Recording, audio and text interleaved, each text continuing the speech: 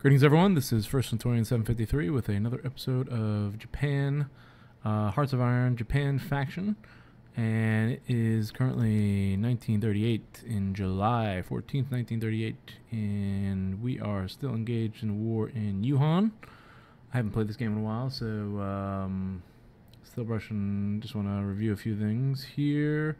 Air wings. We've got those are naval bombers are standing by in Taiwan. Nothing really to attack at sea. We've got aircraft remaining in the home islands and number of wings defending Manchuria. Manchuria itself does not have too many divisions. I think I was recently told by who was it, Politics Gaming, I should be concerned about a potential Soviet attack around 1942, 1943. He seems to be an expert in playing as Japan, so he gave me some advice there. I think it was posted on in the comments somewhere. You guys can go ahead and read it. One of the previous videos. The advance in Yunnan is primarily with the Chinese. Our Chinese puppet looks like defending against Yunnan. They haven't really made too many moves here. I don't want to commit too many troops to this battle because I don't want to sacrifice any equipment. And I don't really plan on low supplies in the China theater. Okay. Definitely not going to sacrifice any troops to this battle. That's a concern. Why is there low supply in the China theater? How are my supplies looking? I think they have a surplus of everything. Maybe I need more infrastructure in... Oh, that's right, on airbase. Looks like I might need more infrastructure in southern China. Here. Infrastructure. Yeah, they could probably use some infrastructure. That might be an investment. I know I have a national focus for infrastructure, but that focus is only on Taiwan, on the homeland, home country.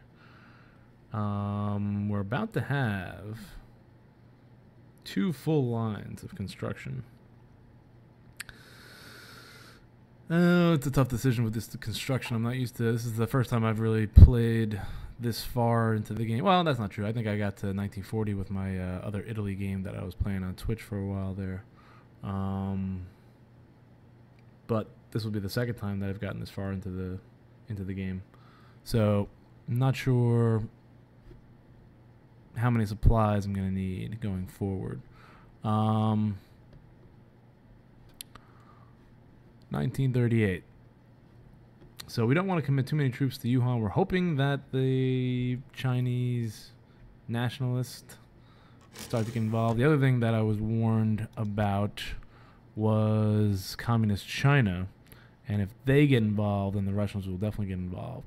So I may go ahead and do this reinforce the Russian border focus, but he said it wasn't until 42, so I got time for that. So I'm not really going to go along that line. Right now we're doing the super heavy battleship focus and maybe naval bases, maybe infrastructure, actually. I don't know. I do want to do infrastructure anyways. I might just do it just for the heck of it. So let's see. We have a new civilian factory. A couple of new civilian factories are free. Should I go ahead and build up infrastructure here? I think that is an option. And since we're low on supply, sure, I think I'm going to go ahead and do it. I'm going to need to deploy troops around these European-held ports as well. So let's see here. This will be done in September of 38. We have no estimate for that one. All right, we got a whole bunch of them lined up here. All around improving infrastructure. I am going to have to redeploy my troops. I guess I'll wait till the war in Yunnan is over. And then we'll probably go ahead and redeploy this first cav. No, I want the first cav. I'm going to have to split up the... we can unpause this now. No, we can't. Hold on. I have to handle military production. Another factory. Military factory. What do I need? Pretty good with... towed artillery. Motorized artillery doesn't really require... I should move into some of the aircraft, probably. Close air support. Yep. Close air support definitely needs... That didn't change at all. Okay. I think we need a factory for close air support. We'll need one for tactical bombers, too. Okay.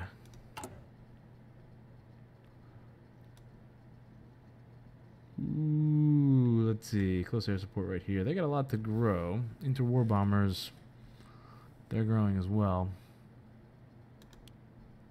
Let's do close air support. Alright, so I think I'm going to try to keep the military production, the new military production, moving towards air power, because that's going to be an issue. And are they actually... They're winning this battle. Oh, the Russians sent 2 divisions. That's what's holding them up. I forgot about that. The Soviets sent 2 volunteer divisions. That's a concern. Oh, you know the other thing I wanted to do? I completely forgot. I'm not sure if I'm doing it. I wanted to do something with the United States. I want to keep... I could probably just click there. I do want to make sure the Americans stay on the sidelines, if possible.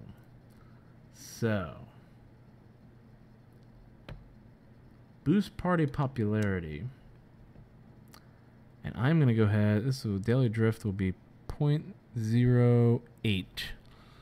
Which means in 100 days it will be... Or 10 days it will be 0.8. 100 days it will be 8%. Which means that in a year it should be somewhere around 25%. And in 2 years... Or 3 years... 2 years it could be 50%. So we're definitely going to go ahead and try to... I don't know how realistic this is, but in the game... The Fascist Party of the Silver Legion of America has popularity of 0%. With our pressure, it will change by 0.8 due to base value of 0.1 and Home of the Free minus 20%. All right. That's going to cost us some political points, but it's not going to slow us down at all with our national focus. It will slow us down advancing in adding advisors and policies. But I think I've got most of the advisors that I really wanted at this point. I can click this off now. So I'd rather keep the Americans on the sideline. And I'm still sending a diplomat to the Soviet Union to improve relations. I wonder if I should try to identify a fascist party in the Soviet Union. It should be like hard to do that in certain countries. I can understand why it's not hard to do that in America, because there were actually... people considered to be fascist elements in America prior to World War II, or historians consider it to be fascist elements in America prior to World War II. There was like the American First Committee, people who were opposed to going to war, people who actually sort of favored Hitler and Mussolini. There was I believe a priest in Chicago, Father Charles Coughlin, who was a big supporter of Hitler and Mussolini in the mid-30s. I don't know if he still was supporting them by 38, but... I think even Charles Lindbergh had visited Germany during, I think, the 36 Olympics. So, but that's before how Americans realized how... or what was going on in Germany. And I don't think that was going on in the 1930s yet. All the Holocaust atrocities. We have avoided atrocities in Japan. There were definitely some atrocities going on in China, the rape of Nanking, which we didn't do. So, look at that. I don't know what happened down here. No events came up. And, of course, the Americans and British also firebombed cities and dropped nuclear bombs. So, you know, it was a horrible war in general. Just to be politically correct there. Okay, so up the speed a little bit more. I think I might have even said that before in a previous video. And I know it's pretty dull right now. These guys are supposed to be committed to strikes here. I don't want to mess with this. I want to see if the Chinese can handle things on their own. And they've begun an assault here. Did they get pushed out? No. They're losing in the north. Yuan, Nationalist China. Close quarters storm versus close quarters defense.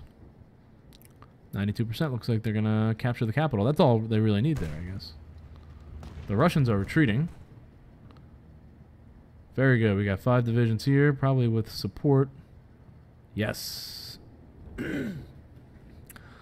7 nationalist Chinese. Looks like some of our aircraft has made it. Tactical bombers. And that looks like a bomb that was dropped. Oh boy.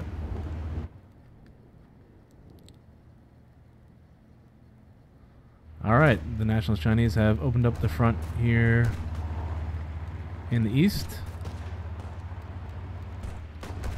And they're attacking across the river here. But they're definitely getting aggressive in late August of 1938. And I want them to take over this entire country. I want them to control this land. I'm not looking for any... There it is. Game over. Okay. Not game over. War over. So, I'm really just going to pass, I guess. Make demands. I don't want that.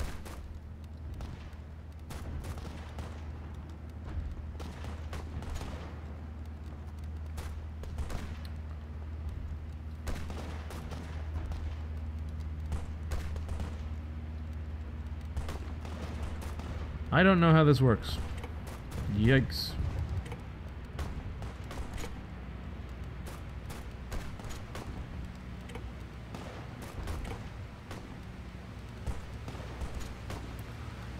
I think that I'm doing this for Nationalist China.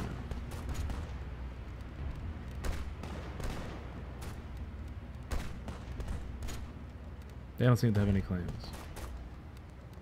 And I hope...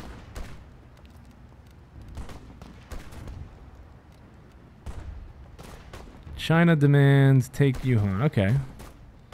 That's what I wanted. World tension will increase by 1.09%. That's not bad. And turn. Done. Beautiful. That worked out well. Okay. Reorganized. National China took one state. Yunnan was annexed. 950 equipment has been seized. Very good. Good work.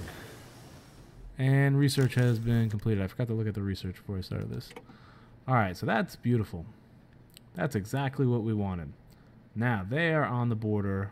We only have that small border with British Raj. So when we begin supporting the Indian independence movement, which I believe right down there, Indian National Army. Once we begin this, we have to be at war with the United Kingdom. We have to have... One of the following must be true. Control Singapore.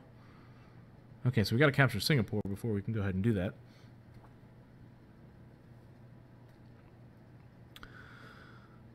Neighbor is British Raj.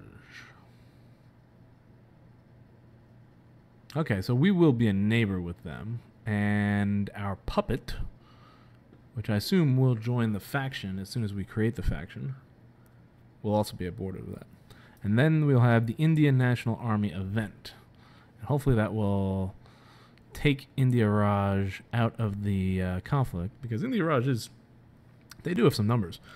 And I was fighting the Allies as Italy in Africa. And a lot of the divisions I was fighting was the India Raj. So this is going to be the line we're going to go down. Improve national spirit. Imperial glory. Oh, look at this. Political power gains +1 daily. That would be a big help. We should probably boost. What is going on in Russia? Are we boosting their... I thought this was costing us to improve relations with them. We are not improving relations with them at all, I don't think.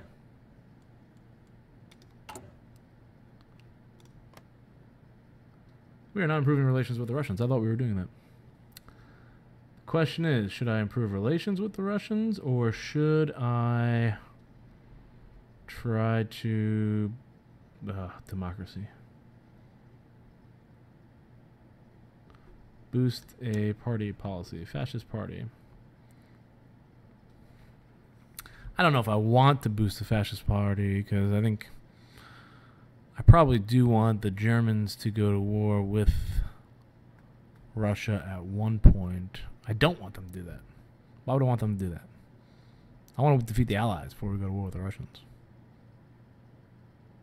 This will cost me. This will cost me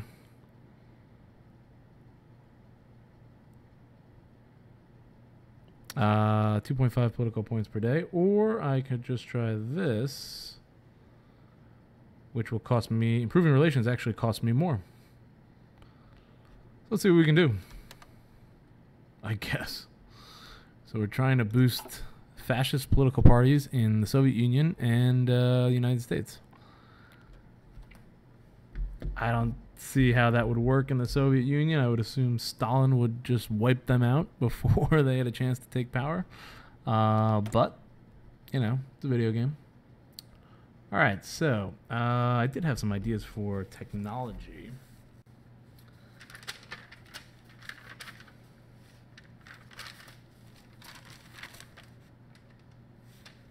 At least I thought I had some deals for technology.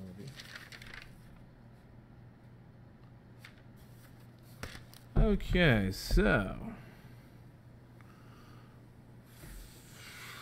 looks like I want to research mountain divisions, artillery, and super heavy battleships, and land doctrines. So we're already researching one land doctrine. I got mountain divisions. Artillery? I don't see any artillery. I think artillery might be the next move. What did we just research? We just got support weapons. That's going to help us out a lot. It is 1938, so that's all we can do there. Wait a minute. Ooh, paratroopers. Advanced Marines. That's not till 1939. Paratroopers could be helpful, but I already have, I think, my recruitment commitments where I like them. So, oh. You know what I wanted? I wanted military police. Because I wanted them for the garrison divisions. 180. Versus artillery, anti-tank, anti-air. They're both 141. I want the police, military police first. Yeah, because I want to get them in all those garrison divisions that I'm producing, which I'll need to control the area that I do take, French Indochina, or yeah, French Indochina. And then I'm going to move down to British Malaysia, capture Singapore, invasions into the Netherlands, East Indies here, and a simultaneous invasion starting with the Gilbert Islands and Nauru, then moving down into these islands here, connecting with the other drive across New Guinea and New Caledonia. Treaty of Madrid. What is our world tension rate? Oh my god, the world tension rate is 45%. I didn't want that. Oh, National Spain, 17.6. Reorganized China. That was actually an increase of 0.5%, or a decrease of 0.5%. Huh. With that treaty, that worked out well. All right, 7 states annexed from Republican Spain. Republican Spain is done. 510 equipment was taken. Spanish Civil War has ended. End the Spanish Civil War with the surrender of the Republican stronghold, and Spanish Civil War has come to an end. The Nationalists stand victorious, and a new era has begun for Spain. War-torn country has suffered greatly, fighting, and there is much rebuilding to do. All right, you do have to pay attention because sometimes things do not go the way they went in history. I don't know if I talked about this. Oh, wait, there we go. Whoa. Whoa, whoa, whoa, whoa, whoa. Munich. Aha. German demands for the Sudetenland territory in Czechoslovakia, which is home to a considerable amount of German minority, has intensified.